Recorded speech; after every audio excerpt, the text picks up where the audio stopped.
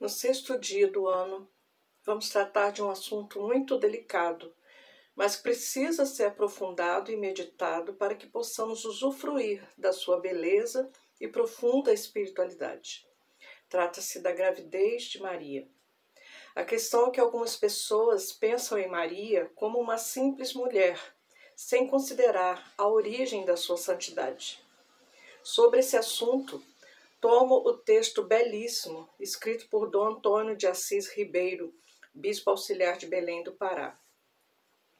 Nesse lindo texto, Dom Antônio promove a devida reflexão sobre Maria, grávida por obra do Espírito Santo, de onde extraio os seguintes trechos.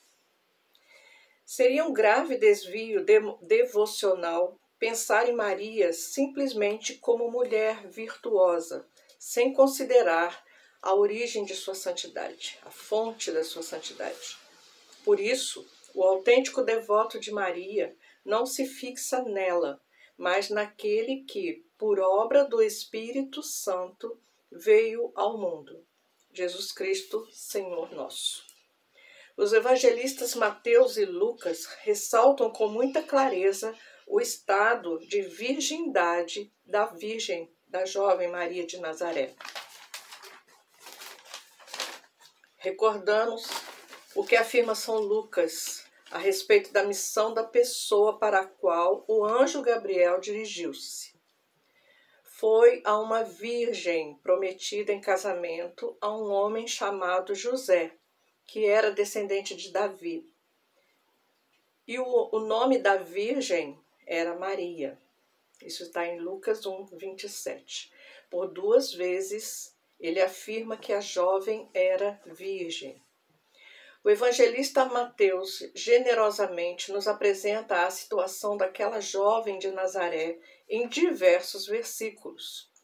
Quando fala da origem de Jesus, ele descreve: Maria, sua mãe, estava prometida em casamento a José, e antes de viverem juntos, ela ficou grávida pela ação do Espírito Santo. Isso está em Mateus 1,18.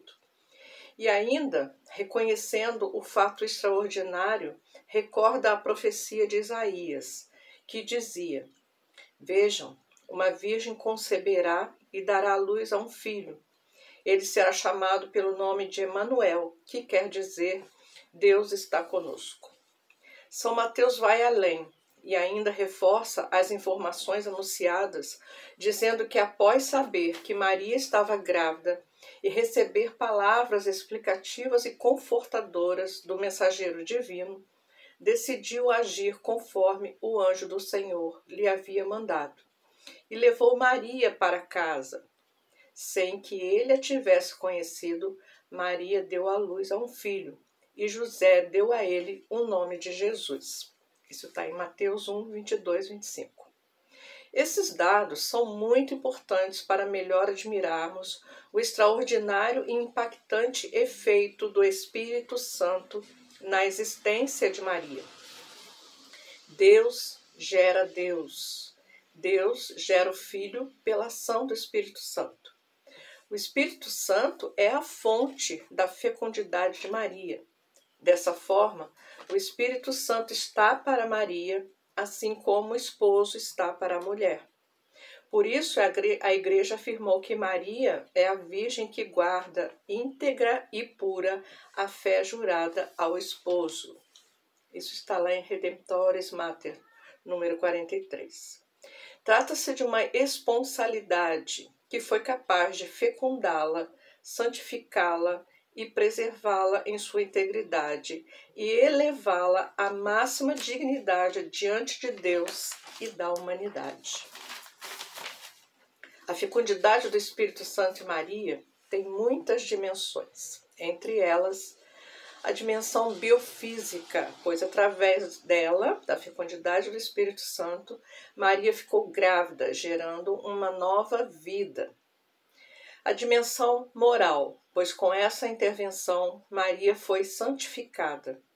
Ao ser cumprimentada pelo anjo Gabriel como cheia de graça, plena da presença santificante de Deus, Maria foi preservada de todo o pecado.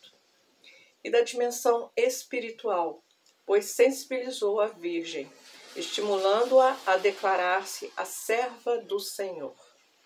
É sempre o Espírito que nos predispõe para o serviço.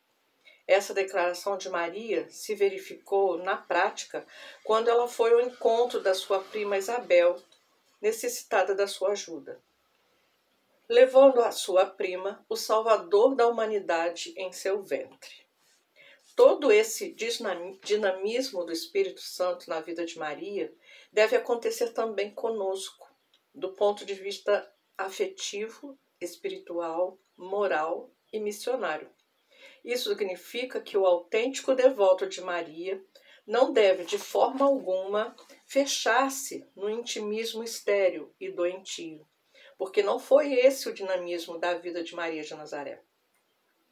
Uma devoção mariana que não está plasmada pela consciência e o dinamismo da vitalidade do Santo Espírito se esvazia, perdendo o seu sentido, correndo o risco de se transformar. De transformar Maria num fetiche frio, estático e longe do dinamismo do reino de Deus. A contínua meditação sobre a figura de Maria e a sua íntima relação com o Espírito Santo nos livra de cairmos no mal da separação entre devoção, compromisso moral e sensibilidade missionária.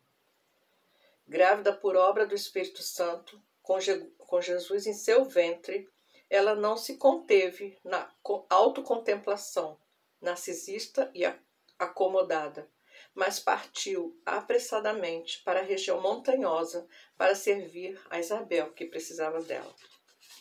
Muito digna de atenção é a narração de São Lucas a respeito dos sentimentos de Isabel ao ser cumprimentada por Maria, lá em Lucas 1:41. Quando Isabel ouviu a saudação de Maria, a criança se agitou no seu ventre e Isabel ficou cheia do Espírito Santo. Não se tratava de um mero impacto emocional por causa do afeto entre as duas parentas.